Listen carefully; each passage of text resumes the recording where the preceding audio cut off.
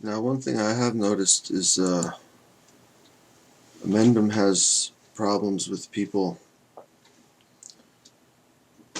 who he calls the phantasmagoricals and the Pollyannas.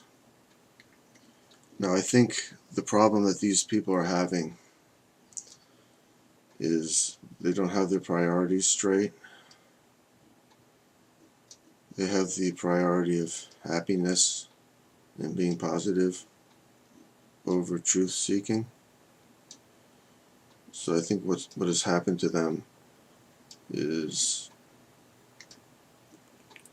as they have become aware of how horrible reality is, they use a method of thinking happy thoughts or positive thinking, which essentially relegates this thought that they didn't like, thought about reality, to the subconscious. So, how did they get like that? Well, a lot of it is peer pressure, I think. People seem to pressure one another into, it's like, what's the matter? Why aren't you smiling? What's the matter? This kind of thing. I don't think that's helpful.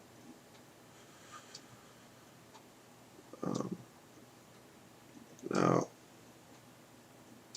there is some positive reinforcement that people get once they learn of this technique of thinking happy thoughts. Makes them feel better.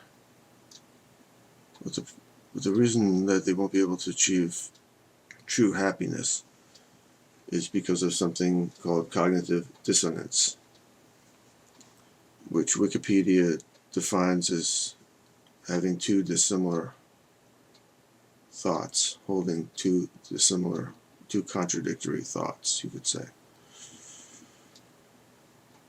Now, to me, maybe that's what cognitive dissonance used to be, but nowadays what it seems to be is people that just have one line of thought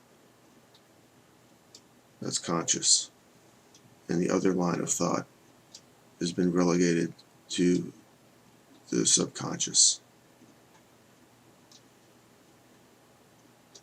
So, to me, what cognitive dissonance is, where the subconscious is nagging at the conscious,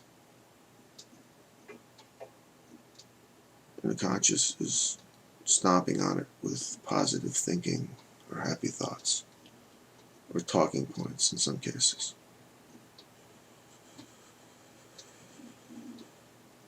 Now, the solution, well, what's going to happen is cognitive dissonance will increase in people because people will have to start facing up to reality. It will become harder and harder to deny reality. So cognitive dissonance will be increasing. So you might as well get off that bandwagon now. And the way to do it is to get your priorities straight, which is truth seeking is more important than happiness and being positive. Because the alternative is cognitive dissonance. You have no choice. Now, the way I look at it is, evolutionarily speaking,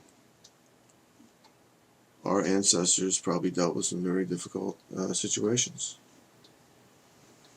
And being out of touch with reality didn't help them. That's why we have this cognitive dissonance, to help bring us back to reality. Okay? If we didn't have it, then this kind of magical thinking could cause a lot of problems. So I see InMendham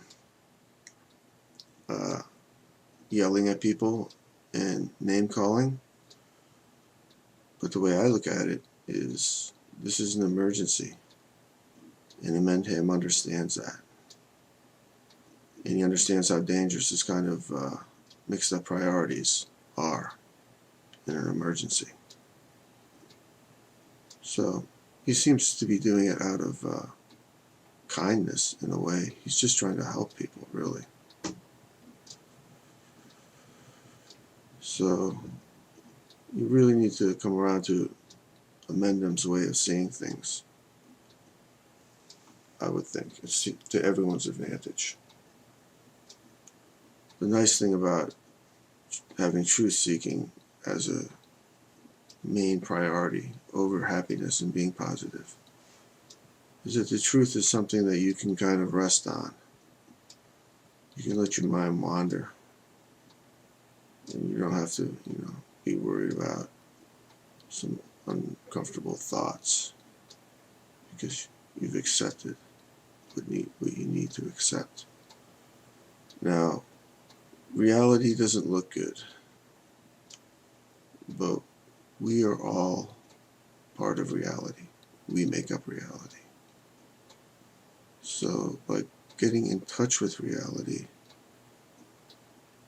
you'll be able to become motivated and apply problem solving to what can be done about it. And therefore, that will change reality. So each one of us can change reality because we make reality up. We are reality. So there are a number of other problems that you can have from LSD. Now, when it was last used, it was the 60s and 70s in large amounts.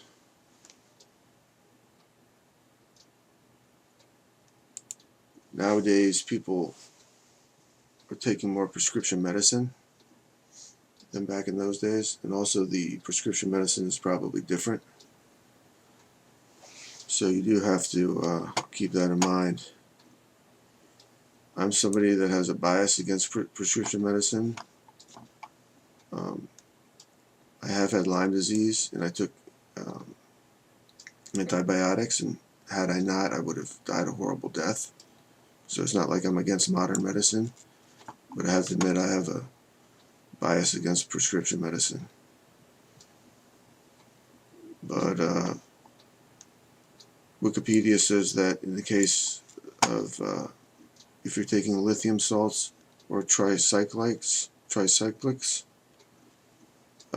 you shouldn't take LSD. It may trigger a dissociative fugue. Apparently, like it's a really bad case of amnesia that could last for hours or days, and you are at risk of physical injury.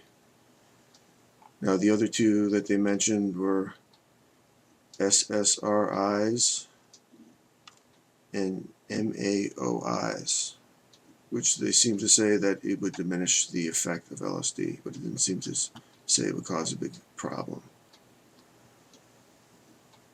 So that's something that you'd have to look into if you're on prescription medicine. Can't really help you out there.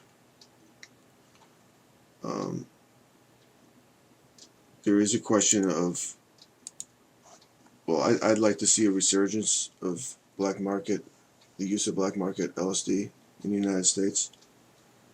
I think it's something that it would give me hope that maybe something can be done about these problems. Now, I haven't really gone into the problems, but in thinking about what would it be like for LSD to make a comeback, one thing that crosses my mind is that in the 60s and 70s, I think people got along better than they do now. It seems to me that there's a public school bullying epidemic. Now, my thinking is that LSD would have a similar effect that it did in the 60s and 70s. One thing that people have to understand in the 60s and 70s is that what hippies were doing was they were giving LSD to people in the establishment as much as possible. Nobody was, I mean, I'm not talking about feeding somebody LSD without their knowledge. That's, you can't do something like that. That's really a bad idea. I'm talking about encouraging people in the establishment to take LSD. That was one thing that they felt was important. And I think that it would be important if LSD does make a comeback, that we keep that in mind.